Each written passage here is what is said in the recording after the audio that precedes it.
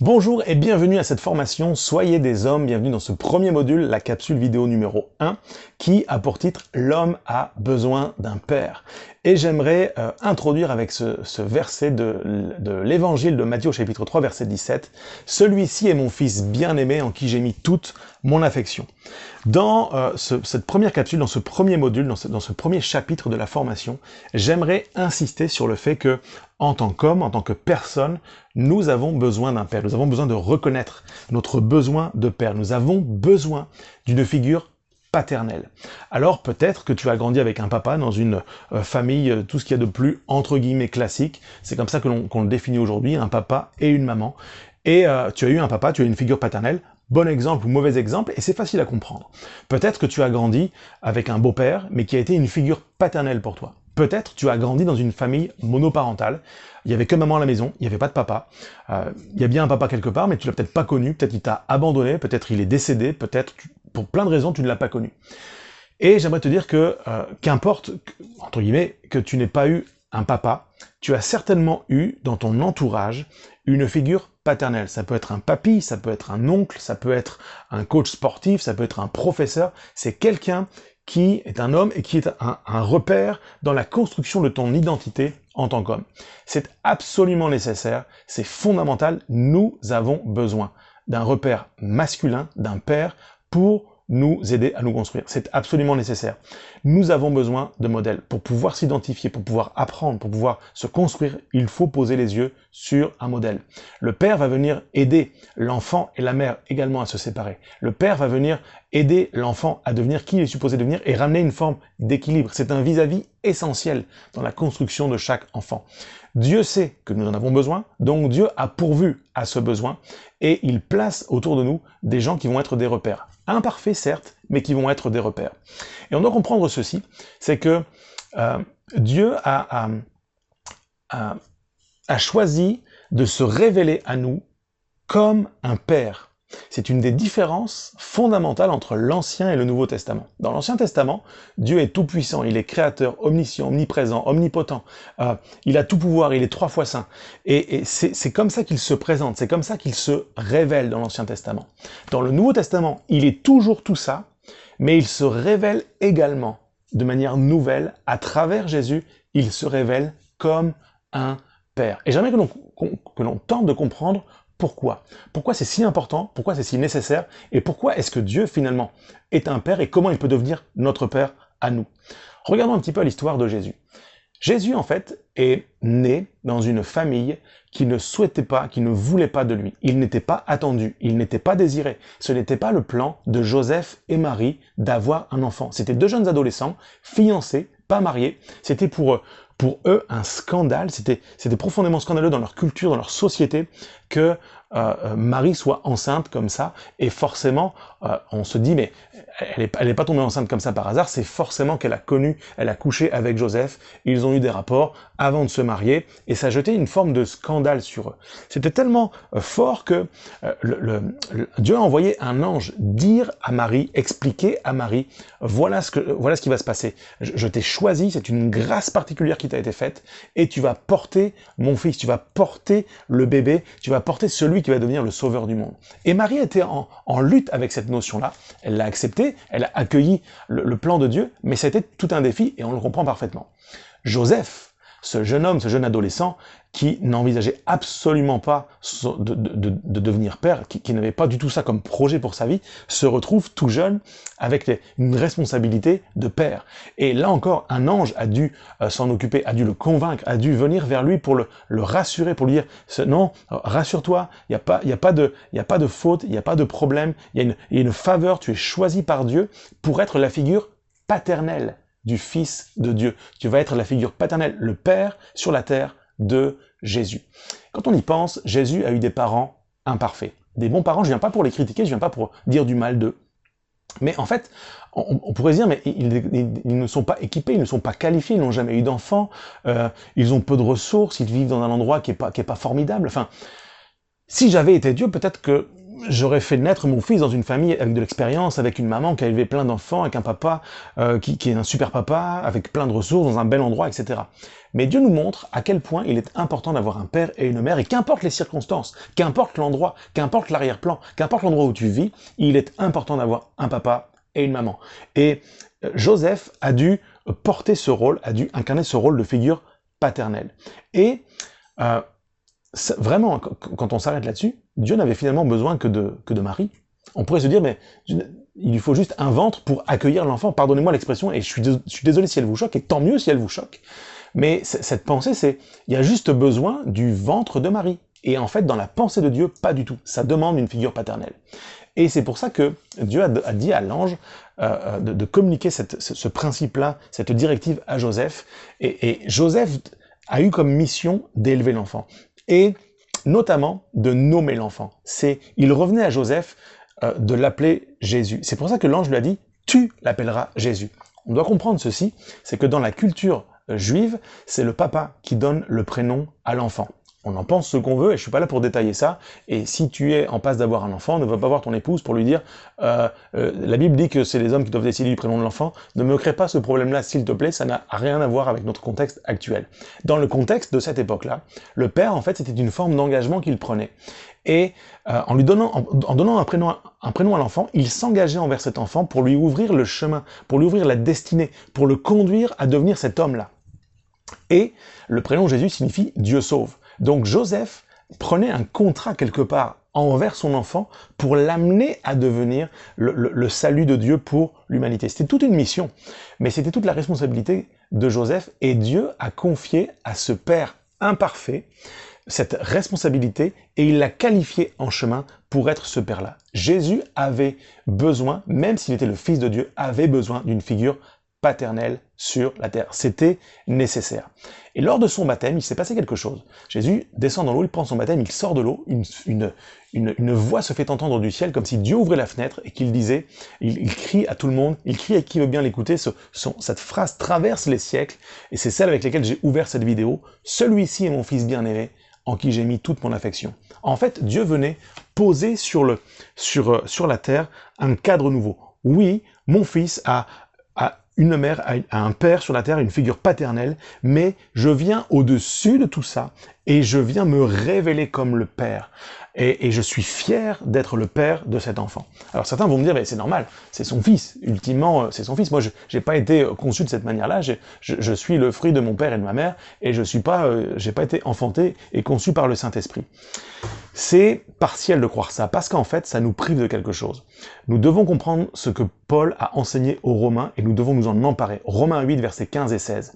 Vous n'avez pas reçu un esprit qui fait de vous des esclaves et qui vous ramène à la crainte. Non, vous avez reçu un esprit qui fait de vous des fils adoptifs de Dieu.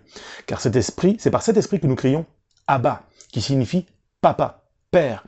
L'Esprit Saint lui-même et notre esprit nous témoignent ensemble que nous sommes enfants de Dieu. La bonne nouvelle de l'évangile, c'est que nous devenons, à travers Jésus, nous devenons enfants de Dieu. C'est une vérité qui peut être difficile à s'approprier ici sur la terre, mais notre Père sur la terre, qu'il soit présent, pas présent, entre guillemets parfait ou complètement imparfait, quel que soit son histoire, quel que soit ce qu'il a pu vivre ou faire, Dieu vient comme compléter et se révéler comme le Père ultimement, ce Père qui nous valide, qui nous approuve, qui est heureux et qui est fier de nous. Et ce Père-là, il ne souffre d'aucun défaut, il ne souffre d'aucun manquement. Je sais que parfois, avec cette notion de Père, on peut être en peine parce que peut-être c'est ta situation, t'as pas eu entre guillemets, un bon modèle, un super papa. T'as peut-être eu un papa qui a été lâche, qui t'a violenté, qui t'a abusé, qui a été méchant avec toi, qui a été violent avec toi, je sais pas. Et à cause de ça, on se dit, mais non, mais si Dieu est un père comme ça, et c'est des fois l'image que on pense ça de Dieu, on se dit, mais oh là là, Dieu c'est quelqu'un de méchant, quelqu'un de dur, quelqu'un qui va me taper, quelqu'un qui va me trahir, qui va pas tenir ses promesses. Et on peut avoir ce regard-là sur Dieu. Dieu n'est pas ce père-là. Dieu est ce père parfait, qui vient compléter le rôle que nos parents ont eu. Nous devons saisir ceci. Premièrement, et c'est comme ça que l'on va s'approprier cette vérité, ces concepts-là, concrètement dans notre vie. Premièrement, même si nous n'avons pas eu de père ou pas un bon père, nous avons quand même besoin d'un père. C'est une réalité. Qu'on en ait eu ou pas, on a besoin d'un père. Et en fait, quand on tue le besoin, quand on tue la notion de père, quand on tue l'identité de père, on tue entre guillemets, une portion de l'identité de Dieu. En tout cas, on la tue en nous-mêmes. On ne peut pas tuer Dieu, évidemment, mais on se prive d'une portion de l'identité de Dieu. Deuxième chose que l'on doit comprendre, que l'on doit saisir, ce n'est pas le fils qui choisit le père, c'est le père qui choisit d'avoir des fils. C'est le père qui engendre, c'est le père qui crée. Un enfant ne fait rien pour exister. Il est le fruit d'eux. Et en fait, ce sont les parents qui décident, qui l'engendrent. Nous n'avons rien fait pour être engendrés, nous n'avons rien fait pour être créés et aimés. Et on ne peut rien faire de plus pour être aimé par Dieu le Père, on ne peut rien faire de moins pour être moins aimé par Dieu. En fait, Dieu le Père nous aime, il nous a choisis pour lui. Troisièmement, nous devons comprendre ceci. Nous n'avons pas été engendrés comme Jésus. C'est assez facile à comprendre par l'opération du Saint-Esprit. Mais nous avons été, nous avons été approuvés par Dieu. C'est-à-dire que même si nos parents ne nous ont pas reconnus, ou ne nous ont pas encouragés, nous ont peut-être même des fois humiliés publiquement, humiliés auprès des autres ou dans certaines situations, le Père Céleste aime ses enfants. Il aime, il choisit, il approuve ses fils, il les reconnaît et il est fier d'eux. Et j'aimerais te citer, pour te convaincre, une portion de l'épître de Paul aux Galates, chapitre 1er, verset 4. Lorsque le moment est vraiment venu, Dieu a envoyé son Fils, né d'une femme, né sous la loi, pour racheter ceux qui étaient sous la loi, afin que nous recevions le statut d'enfant adoptif. Nous recevons le statut d'enfant adoptif. Et parce que vous êtes ses fils, Dieu a envoyé dans votre cœur l'esprit de son Fils qui crie « Abba, Père, Papa ». Ainsi, tu n'es plus esclave, mais tu es fils. Et si tu es fils, tu es aussi héritier de Dieu. Donc nous sommes fils, nous sommes adoptés, nous avons été choisis, et nous sommes, quatrièmement, au bénéfice du statut d'héritier. Nous sommes héritiers. Des fils sont héritiers. C'est un principe que l'on peut comprendre parfaitement dans le domaine naturel, terrestre, mais c'est également un principe spirituel. Et si nous en avions conscience, je pense que l'on vivrait différemment. Si tu apprenais aujourd'hui, par exemple, que tu viens de faire un gros héritage. Quelqu'un de ta famille est décédé, tu ne le connaissais pas, et puis il te lègue une fortune colossale et des maisons et des biens et des voitures et que sais-je encore. En fait, ta vie prendrait un autre tournant. Mais pour ça, c'est pas juste « Ok, je suis héritier, ok, je le sais, je l'apprends, je reçois le courrier, je dois entrer dans la démarche, je dois aller prendre, je dois aller recueillir, je dois accepter et je dois activer mon héritage. » Eh bien, c'est la même chose dans le domaine spirituel. Si nous prenons conscience que nous sommes héritiers des trésors et des choses que Dieu a pour nous, notre vie devient différente, notre identité devient différente. Éphésiens chapitre 1er, verset 7 nous dit ceci. En lui, en Jésus, par son sang, nous sommes rachetés, pardonnés de nos fautes, conformément à la richesse de sa grâce. Dieu nous l'a accordé avec abondance. Dieu accorde toujours avec abondance. Et en toute sagesse et intelligence, il nous fait connaître le mystère de sa volonté, conformément au projet bienveillant qu'il avait formé en Christ. Le projet de Dieu pour toi, pour moi, c'est un projet bienveillant. Dieu fait les choses bien. Dieu a pensé l'identité de l'homme comme étant une bonne chose. Il a des bonnes choses pour toi et des bonnes choses pour moi, parce que le Père a pensé à nous communiquer des bonnes choses à nous, ses fils. Et il le dit pour le mettre à exécution lorsque le moment serait vraiment venu. Et crois-moi, le moment est venu maintenant. À savoir de tout réunir sous l'autorité de Christ, aussi bien ce qui est dans le ciel que ce qui est sur la terre. En lui, en Christ, nous avons été désignés, nous avons été choisis, c'est comme ça. Désignés comme héritiers, ayant été prédestinés suivant le plan de celui qui met tout en œuvre, conformément aux décisions de sa volonté. C'est Dieu qui l'a choisi, c'est Dieu qui l'a décidé. Et sa volonté, c'est de faire de nous des héritiers. Tu as un héritage parce que ton Père a pensé à un héritage. Nous sommes des fils. Pardonné, aimé, nous n'avons rien fait pour, nous le recevons simplement par la foi. C'est une grâce exceptionnelle, c'est le projet de Dieu pour nous et ce projet, il est bon. Ton Père Céleste a un projet pour toi, il a un projet pour moi, il a un projet pour chacun d'entre nous, pour notre identité en tant qu'homme qui sont ses fils. Nous sommes les fils de Dieu, notre Père, nous sommes les fils de nos pères ici-bas, imparfaits ou pas, mais nous sommes aussi devenus en Christ les fils de Dieu, notre Père. C'est la base pour saisir la vie à laquelle nous sommes appelés pour tout ce qui va suivre après. Cinquièmement, nous avons besoin d'une révélation qui vient du Saint-Esprit. Et c'est ce que Paul va enseigner aux Romains et aux Galates, comme je l'ai cité précédemment. En fait, nous avons besoin que cette connaissance cette information devienne une révélation. Ce qui bloque certains, c'est qu'ils n'ont pas cette révélation. Ils ont la connaissance de l'information, mais ils n'ont pas la révélation. Et tout le temps qu'on n'a pas la révélation, soit on doute, soit on cherche à prouver. Soit on doute de ce que Dieu dit, soit on cherche à prouver que Dieu a raison, puis on va exagérer, on va faire des bêtises parce qu'on va chercher toujours à prouver que l'on mérite quelque chose alors qu'on ne mérite rien. Regardons comment vivre la révélation. Regardons comment recevoir ces choses qui sont profondément spirituelles pour qu'elles deviennent ensuite des éléments de notre vie, de notre identité dans le quotidien. Jésus va dire ceci dans l'évangile de Matthieu au chapitre 6. Quand tu pries, entre dans ta chambre, ferme ta porte et prie ton Père qui est là dans le lieu secret. C'est là que ça se passe, c'est dans le lieu de l'intimité, dans le lieu avec le Père. Et ton Père qui voit dans le secret te le rendra. En priant, ne multipliez pas de vaines paroles comme les païens qui s'imaginent qu'à force de paroles ils seront exaucés. Ne leur ressemblez pas. Votre Père sait de quoi vous avez besoin avant que vous lui demandiez. Le défi, mon ami, c'est d'aller dans le lieu secret, d'aller dans la chambre, de fermer la porte. Et la chambre nous parle de celui d'intimité. La chambre, normalement, c'est pas un lieu où tu reçois tout le monde. La chambre, normalement, c'est un lieu qui est réservé. C'est un lieu d'intimité. Et le Père veut te retrouver dans un lieu d'intimité où tu fermes le téléphone, l'ordinateur, la musique, où tu te retrouves juste avec lui pour un cœur à cœur et où tu lui parles pour avoir cette révélation. Alors, j'aimerais te lancer des premiers défis. Chaque module, chaque vidéo va être assorti de défis, de choses à vivre entre les vidéos. Et dans cette première vidéo, j'aimerais te lancer les premiers défis suivants. J'aimerais te dire que tu as rendez-vous. Tu as un rendez-vous avec ton Père Céleste dans l'intimité de ta chambre, de ta voiture, d'une pièce où tu veux, mais tu as un rendez-vous dans l'intimité avec Dieu. J'ai prié pour cette vidéo. J'ai prié pour ce module. Des gens ont prié avec moi pour ce qui va prendre place. Et crois-moi, tu as un rendez-vous avec Dieu le Père et tu vas aller à ce rendez-vous, tu vas prendre le temps de faire taire tous les bruits de la terre et tu vas aller à ce rendez-vous avec de quoi écrire. Tu vas prendre un carnet, tu vas prendre ton téléphone si tu veux, mais en mode avion, juste pour prendre des notes.